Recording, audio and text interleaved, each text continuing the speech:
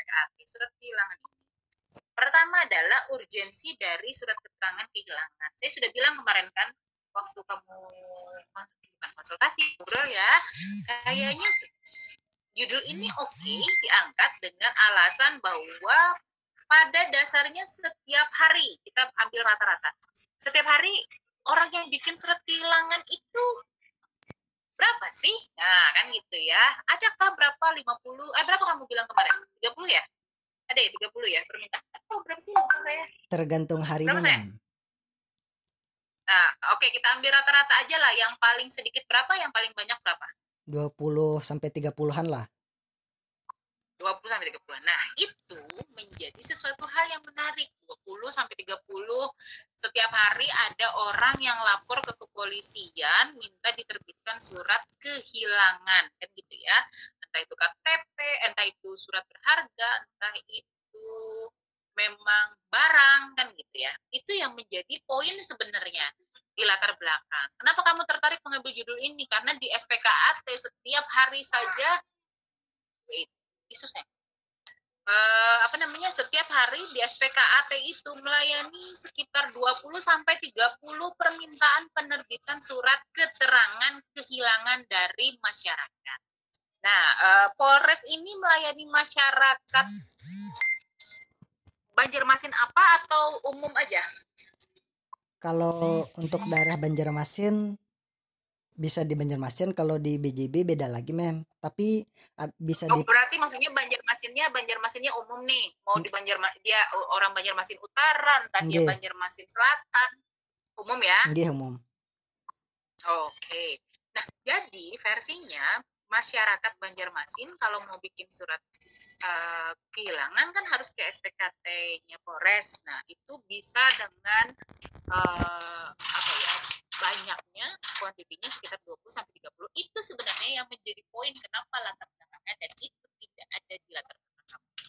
Itu yang kemarin itu seingat saya kan harusnya ada gitu. Karena saya sudah ngasih tahu clue-nya kemarin itu bahwa itu sebenarnya penting. Kenapa? Nah, sama kayak Mahya itu kenapa sih prosedur penempatan kerja yang diinin? Oh, base-nya adalah perjanjian mahasiswa asli itu ada perjanjian penempatan magang kerjanya. Perguruan tinggi yang lain nggak ada. Nah, itu loh maksudnya. Jadi pengen tahu nih, udah sesuai belum? Sesuai nggak dia jalanin sama prosedurnya? Sama seperti kamu di SPKAT itu menerbitkan itu. Tapi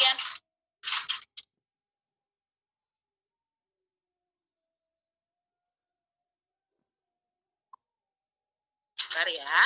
Jadi di SPKAT ada 20 sampai 30 permintaan penerbitan surat kehilangan per hari. Itu sudah menjadi satu poin. Gitu ya. Kemudian ada prosedur yang harus ditepati. Jadi orang tuh tidak tiba-tiba lapor, maka prosedur inilah yang ingin kamu angkat. Gitu ya, versinya seperti itu. Dan yang disebut dengan surat kehilangan itu kehilangan atas apa? Apakah surat kehilangan atas barang berharga, misalnya kayak motor kah, emas kah, apakah kecopetan kah, atau hanya untuk surat berharga? Surat berharga itu misalnya kayak tabungan, KTP, dan seterusnya. Nah, ini yang harus dijelaskan di format penulisan latar belakang. Tidak cuma secara umum ada undang-undangnya tentang pelayanan, produktivitas gitu ya. Tidak cuman itu, tapi kenapa pengantinnya itu loh, kenapa yang ini yang kamu pilih. Jadi nah ini nanti akan masuk ke rumusan masalah bagaimana prosedur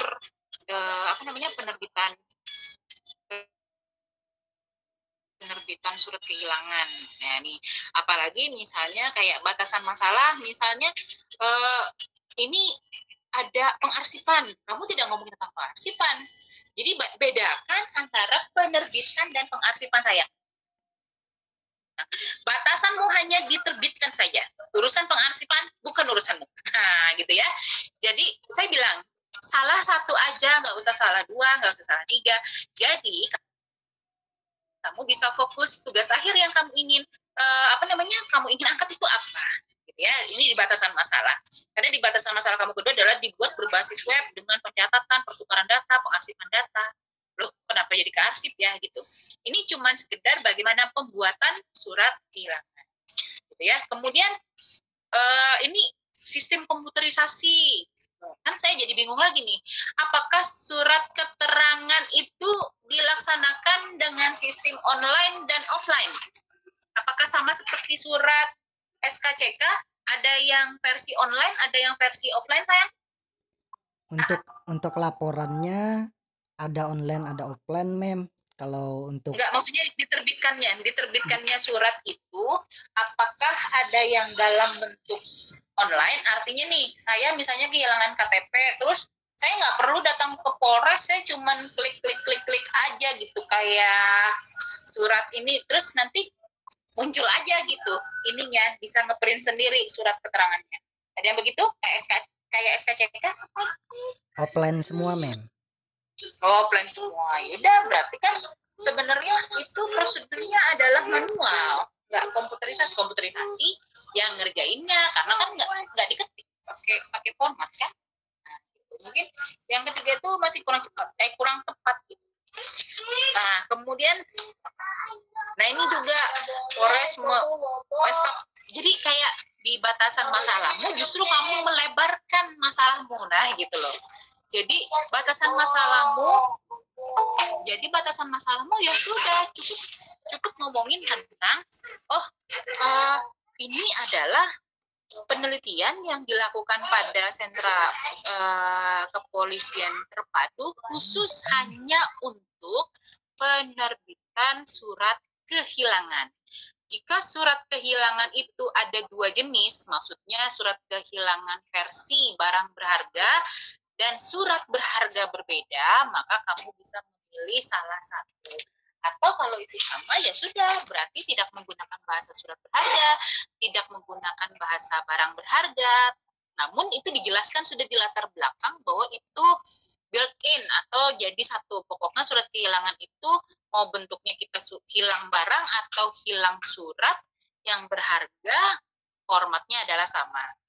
Nah gitu ya, jadi jangan membatasi. Kamu kalau saya lihat, ini ada sekalian dengan memonitor jajaran. Nah loh, SPKAT, kamu tidak bicara tentang SDM saya. Jadi please jangan menimbulkan sesuatu. Oh ya, ini juga sama seperti yang lain. Slide itu jangan dibolak-balik.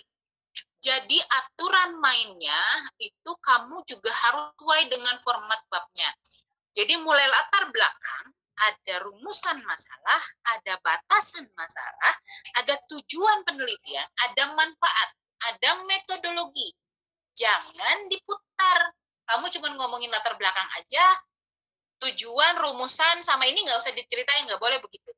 Jadi di dalam slide itu latar belakang ada, rumusan masalah ada, batasan masalah ada, tujuan dan manfaat pun ada, ya, meskipun secara ringkas.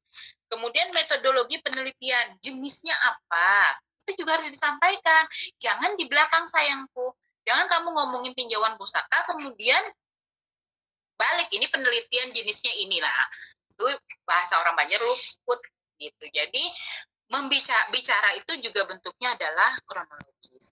Di dalam proposal, misalnya penelitian kalian apa? Penelitian ini adalah deskriptif kualitatif. Deskriptifnya harus ada, bukan penelitian kualitatif ya.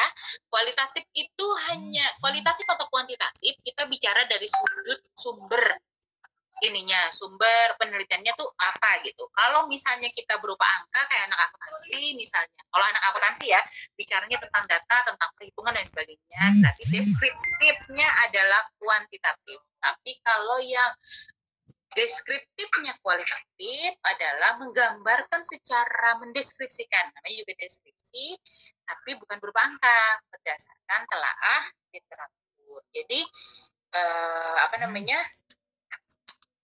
jadi jenis penelitian, metode penelitian 1.6.1 jangan ditambahi jenis penelitian kualitatif, jenis penelitian saja, jangan ditambahi. Jadi jenis penelitian ini adalah jenis bukan bahasa metode lagi, jenis penelitian deskriptif kualitatif. Nah, kemudian dari sumber data juga harus diperjelas. Data primer itu wawancara. Kepada siapa kamu wawancara itu juga harus dijelaskan. Data sekundernya tentang apa? Kemudian misalnya tentang, oh nih karena ada undang-undangnya, oke. Karena ada prosedurnya, oke. Berarti kan ada telah literatur. Teknik pengumpulan data, ini juga harus dijelaskan. Kamu harus menjelaskan seperti apa, interview sama siapa, observasi siapa, dokumentasi apa yang kamu ambil. Misalnya kamu mendokumentasikan tentang prosedur pelayanan di sana. Mungkin ada dimensi pelayanan misalnya dari versinya fisik, bangunannya begini, pelayanannya begini dan seterusnya. Ya, punyamu juga di lokasi jadwal penelitian tidak ada. Nah, kemudian saya ke tinjauan pustaka. Saya agak sayangku yang kamu sampaikan tadi di slide keempat apa ketiga ya, tentang tinjauan pustaka itu adalah hasil penelitian. Jangan bicara itu dulu. Jangan mengeluarkan hasil penelitian di bab 1 sama di bab 2. Maka saya bilang, tolong jangan terjebak untuk menceritakan sesuatu yang belum saatnya. Gitu ya. Nah, tinjauan pustaka di situ adalah tentang apa teori yang kamu ambil dari judul kamu.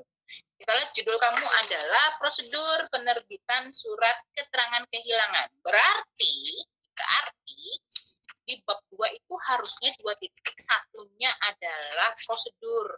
Nanti dijabarkan 2.1 1.2.1.1. Oh, ini adalah pengertiannya.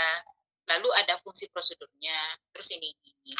Gitu ya. Kemudian surat keterangan kehilangan itu apa? Surat itu apa?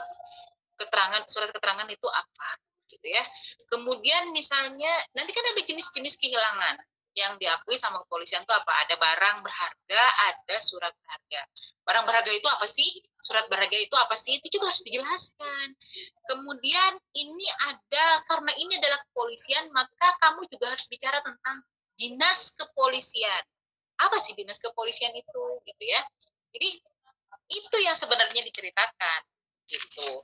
Bukan menceritakan yang di sana tuh sudah terjadinya seperti apa, bukan begitu. Itu nanti bab 4 sayang, gitu ya. Jadi tidak apa-apa kamu masukkan di bab 2 prosedur yang berlaku umum, nanti kamu bahas di prosedur yang versi bab 4 karena memang sama. Jadi versinya ya penerbit, kayak kamu tiba-tiba penerbitan SPKAT. SPKAT kan sentra pelayanannya. Yang kamu harusnya kisahkan adalah bukan SPKAT-nya, tapi surat keterangan kehilangannya. Jadi ini kayak sebenarnya kamu ini mengamati tentang prosedur terbentuknya SPKAT kah atau penerbitan surat keterangannya. Nah, ini yang harus diperjelas. Jadi tidak perlu kamu ada di sini penerbitan SPKAT. Ya, kemudian pelaporan SPKAT. Karena bukan SPKAT. Kamu bicaranya tentang surat kehilangan. Ya, boleh saja 2.1.2-nya adalah jenis surat keterangan kehilangan yang dibuat oleh SPKAT. Ya. Nah, itu maksudnya. Tapi itu jenis-jenis yang tapi kan tetap namanya SPKAT, bukan SPKAT. Tapi kan jenisnya tetap namanya surat keterangan kehilangan. Dan tidak bicara juga tentang prinsip dasar SPKAT. Jadi itu bagian dari kepolisian. Jadi bicara polisi dulu, baru di situ bicara tentang si sentra di SPKAT. Nah, boleh kalau misalnya SPKAT, nanti baru bicara tentang SPKAT. Tapi nanti jatuhnya jangan bicara juga tentang visi misi SPKAT yang ada di situ, karena nanti jatuhnya ke jatuhnya ke bab 3. Kan ada ke polisi. Tadi kan gini, sejarah umum Polresta, tapi lebih bagusnya di sejarah Polrestanya ada sedikit, tapi juga SPKAT-nya tuh mulai kapan SPKAT ada gitu di Polresta? Apakah ini baru terbentuk atau memang sudah dari awal Polresta terbentuk, ada SPKAT-nya gitu ya. Nah ini juga harus karena kamu ngomonginnya tentang gambaran umum SPKAT di Polresta gitu ya. Jadi kayak gambaran umum perusahaan aja namanya, atau misalnya kalau ini bukan perusahaan, ini namanya institusi, berarti gambaran umum institusi titik gitu ya. Bab 3 itu adalah gambaran umum perusahaan. Tapi kalau yang lain juga ya, kalau misalnya kayak perguruan tinggi atau lembaga pemerintah atau misalnya TNI, Polri, itu nyebutnya adalah institusi. Jadi bab 3-nya bukan gambaran umum perusahaan, melainkan gambaran umum institusi. Ngerti ya sayang ya? Nah, baru nanti kamu sejarah umum Polresta mana nih? Jadi harus tahu, Polresta Banjarmasin. Ya tulis dong, Polresta Banjarmasin. Nanti dikirain Polresta mana ya? Jakarta misalnya. Kan lucu gitu. Kemudian kepolisian jangan di caps lock gitu ya. Nah, kadek kamu ini kayaknya agak miss dengan penulisan. Tolong diperhatikan panduan penulisan, terutama misalnya ingat nih, paragraf terdiri lebih dari satu kalimat. Satu kalimat itu dari awal sampai titik. Satu kalimat tidak boleh lebih dari 3 baris. Ingat ya, tidak boleh lebih dari 3 baris. Tolong pakai tanda baca. Ya, 3 atau 4 baris lah maksimal. Jangan lebih dari itu. Kayak orang magang tuh, ada tanda baca. Tolong ada tanda petik, tanda kiri. Kemudian satu paragraf tidak boleh 1 baris. Jadi minimal 2 baris. Ya. Kemudian perhatikan juga margin kiri kanan. 3434 enggak? 4343 enggak? Terus font yang dipakai. Kemudian after before spasinya cek harus 0. Gitu ya. Kemudian awal kalimat itu maju beberapa ketukan. Jadi tidak justified, tapi awal paragraf itu harus maju beberapa ketukan. 5 ketukan ya. Jadi perhatikan ya, setiap kalian mau nulis itu penulisan diperhatikan. Penulisan itu punya poin kesesuaian penulisan, misalnya kayak tadi tanda miring untuk bukan tanda miring, tulisannya dimiringkan kalau penulisan bahasa asing, terus juga versi lain-lain itu ada poinnya, 15% loh dari nilai tugas akhir kamu. Streamline-nya, kalau streamline isi itu juga nilainya agak cukup besar. Jadi tolong perhatikan itu, jadi tidak ngasal. Misalnya juga tentang penomoran. Ingat ya, kan ada anak ya, ada bab, ada subbab. Subbabnya kita misalnya bab 3 berarti 3.1. Setelah itu gunakan huruf bukan angka. Jadi jangan angka kalau bab ke subbabnya lagi mungkin boleh angka, tapi ke subbabnya lagi harus diperhatikan. Gitu. Jadi kan ada tuh peraturan tuh dari angka ke huruf ke angka dalam kurung, habis itu baru huruf dalam kurung. Jadi terus perhatikan juga yang penulisan margin itu maksudnya kayak penulisan 1.2 gitu ya, rumusan masalah misalnya. Masukkan dulu, kemudian dia harus sejajar dengan huruf P-nya. Jadi yang kayak gitu-gitu tuh harus latih. Coba latih penulisan kakak-kakak tingkat gitu ya. Jangan terlalu dalam dan harus konsisten. Nanti jangan sampai ini ada yang 5 ketukan, ada yang 10 ketukan. Jadi dalam mana masuknya.